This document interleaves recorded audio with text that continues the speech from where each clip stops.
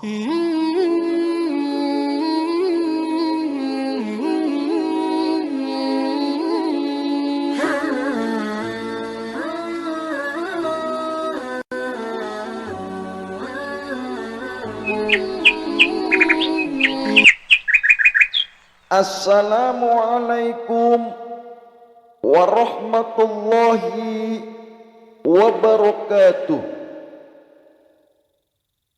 Pelajaran akidah akhlak kelas 7 melanjutkan bab 1, yakni tujuan mempelajari akidah Islam.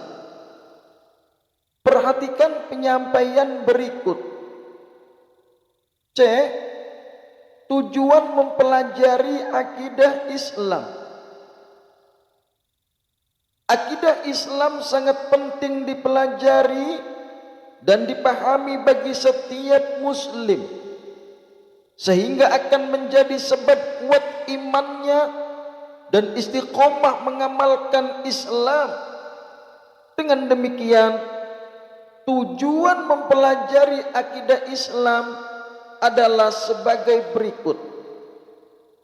Yang pertama, untuk memupuk dan mengembangkan dasar ketuhanan yang telah ada sejak manusia lahir. Anak-anakku yang Bapak banggakan,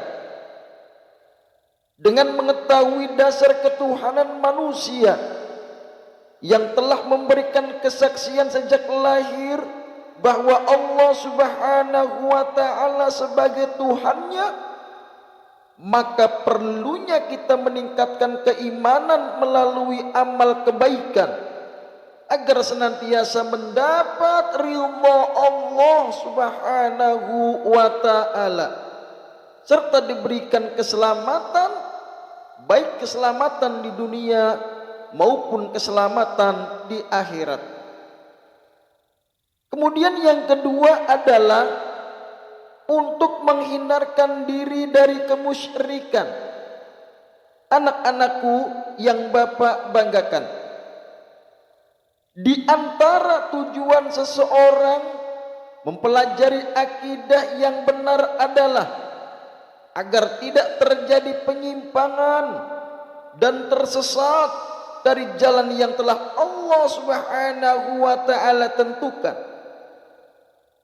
Untuk mencegah manusia dari kesyirikan, perlu adanya tuntunan yang jelas tentang kepercayaan terhadap Tuhan yang Maha Esa. Kemungkinan manusia terperosok ke dalam kesyirikan selalu terbuka, baik syirik jali atau syirik terang-terangan berupa perbuatan, maupun syirik khafi atau tersembunyi di dalam hati. Dengan mempelajari akidah Islam, manusia akan terpelihara dari perbuatan syirik. Anak-anakku yang Bapak banggakan. Kemudian yang ketiga, untuk menghindarkan diri dari pengaruh akal pikiran yang menyesatkan. Manusia diberi kelebihan oleh Allah Subhanahu wa ta'ala dari makhluk lainnya berupa akal pikiran, pendapat-pendapat atau faham-faham yang semata-mata didasarkan pada akal manusia, kadang-kadang menyesatkan manusia itu sendiri. Oleh karena itu, akal pikiran perlu dibimbing oleh akidah Islam agar manusia terhindar dari kehidupan yang sesat. Anak-anakku yang Bapak banggakan, yang keempat adalah memupuk dan mengembangkan dasar ketuhanan yang ada sejak lahir. Secara fitrah, manusia adalah makhluk yang berketuhanan. Sejak dilahirkan, manusia cenderung mengakui adanya Tuhan. Dengan naluri berketuhanan, manusia berusaha untuk mencari Tuhannya. kemampuan akal dan ilmu yang berbeda-beda memungkinkan manusia akan keliru mengenal Tuhannya. Yang kelima adalah menghindarkan diri dari pengaruh akal pikiran yang menyesatkan. Anak-anakku yang Bapak banggakan, manusia diberi kelebihan oleh Allah Subhanahu wa ta'ala dari makhluk lainnya berupa akal pikiran, pendapat-pendapat atau faham-faham yang semata-mata didasarkan atas akal manusia kadang-kadang menyesatkan manusia itu sendiri. Oleh sebab itu, akal pikiran perlu dibimbing oleh akidah Islam agar manusia terbebas atau terhindar dari kehidupan yang sesat. Anak-anakku yang Bapak banggakan, yang D, pengertian iman, Islam dan ihsan. Pertama adalah iman. Pengertian iman terbagi menjadi dua, yakni pengertian secara bahasa dan pengertian secara istilah. Menurut bahasa, iman adalah amana yu'minu imanan, yang berarti percaya. Sedangkan menurut istilah, bahwa iman adalah al-imanu huwa tasdiqun bil qalbi wa iqrarun bil lisan wa amalun bil arkan, yang artinya iman adalah membenarkan dengan hati, mengucapkan dengan lisan, dan dilaksanakan dengan anggota badan atau perbuatan. Anak-anakku yang Bapak banggakan, jika seseorang sudah mengimani seluruh ajaran Islam, maka orang tersebut sudah dapat dikatakan mukmin, yaitu orang yang beriman. Iman terdiri ada 3 tingkatan. Pertama, tingkatan mengenal. Artinya seseorang baru mengenal sesuatu yang diimani. Kedua, tingkat kesadaran.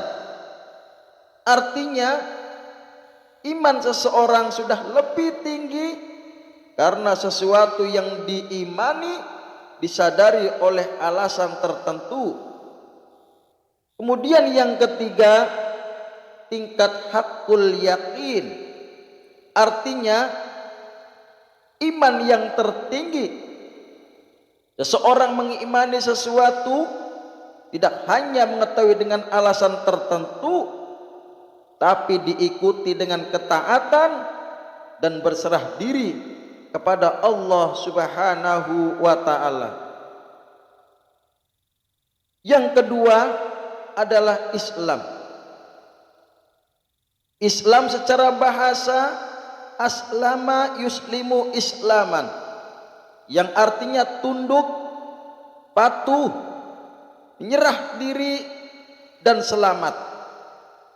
Sedangkan menurut istilah, Islam adalah agama yang mengajarkan agar manusia tunduk, patuh dan berserah diri sepenuhnya kepada Allah Subhanahu wa ta'ala. Anak-anakku yang Bapak banggakan, kemudian yang ketiga adalah ihsan. Ihsan berasal dari bahasa Arab ahsana yuhsinu ihsanan, yang artinya adalah berbuat baik, berbakti atau mengabdikan diri. Sedangkan menurut istilah, bahwa ihsan adalah berbakti, mengabdikan diri kepada Allah Subhanahu wa taala dengan dilandasi kesadaran dan keikhlasan. Dengan kata lain, dalam beribadah kita harus benar-benar ikhlas. Dalam beribadah kita harus benar-benar khusyuk dan tunduk hanya kepada Allah Subhanahu wa taala. Oleh karena itu ihsan ada 4 macam. Yaitu yang pertama, ihsan terhadap Allah Subhanahu wa taala. Kemudian yang kedua, ihsan terhadap diri sendiri. Yang ketiga, ihsan terhadap sesama manusia. Dan yang keempat, ihsan terhadap makhluk lain atau alam lingkungan. Anak-anakku yang Bapak banggakan. Kemudian C, hubungan iman, Islam dan ihsan. Hubungan iman, Islam dan ihsan tidak bisa dipisahkan satu dengan yang lainnya. Artinya, jika seseorang mengaku berakidah Islam atau sebagai muslim, maka harus ada 3 unsur pokok di dalam dirinya, yakni iman, Islam dan ihsan. Ketiganya mempunyai hubungan yang sangat erat. Iman menekankan pada akidah dan keyakinan atau amal batin. Ilmu yang membahasnya adalah ilmu tauhid, yaitu hal-hal yang diyakini oleh seorang yang mukallaf atau orang yang telah dewasa yang wajib menjalankan hukum-hukum agama yang terdiri dari ketuhanan, kenabian, dan hal-hal yang sam'iyah atau masalah yang goib. Anak-anakku yang Bapak banggakan, tugasnya adalah pertama, merangkum lanjutan materi bab 1 tentang tujuan mempelajari akidah Islam di buku catatan Akidah Akhlak dengan melihat YouTube ini. Sekian yang dapat Bapak sampaikan pada lanjutan bab 1, yakni tujuan mempelajari akidah Islam. Sekian, terima kasih dan tetap semangat dalam pembelajaran daring. Wassalamualaikum warahmatullahi wabarakatuh.